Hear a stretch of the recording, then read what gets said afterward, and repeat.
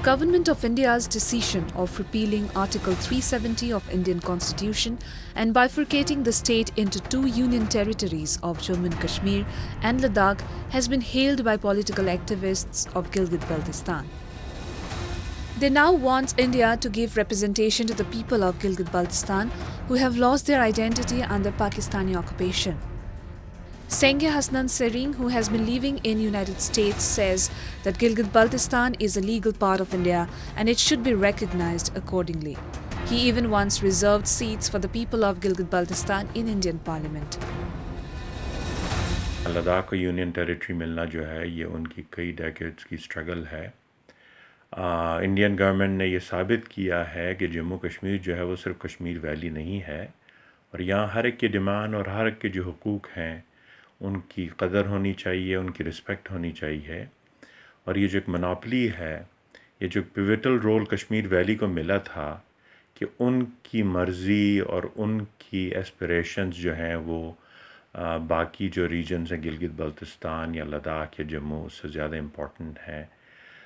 इस तासुर को ख़त्म होना चाहिए और हो चुका है। Activists say that Government of India's decision has given them a real hope. ये जो एक तासुर दिया है कि JNK जो है वो सिर्फ कश्मीर वैली नहीं है बल्कि लद्दाख और जम्मू के लोगों की और उनकी एस्पिरेशंस और डिमांड्स भी मानी और समझी जाएंगी और उनको रिस्पेक्ट मिलेगी, इक्वल उसको अटेंशन मिलेगी, तो उसमें गिलगित बल्तिस्तान के लोगों के लिए एक बहुत ज़्यादा उसमें होप है। Since 1947, Gilgit-Baltistan has been ruled with an iron fist by Pakistani authorities. People of the region have no say in the laws that are formed to govern the region. They have no representation in the parliament of Pakistan. Police and policies are used as instruments of suppression by Islamabad. Anti-Terrorism Act is widely misused to stifle the voice of demands and dissent. There have been numerous cases where the activists have been jailed and tortured.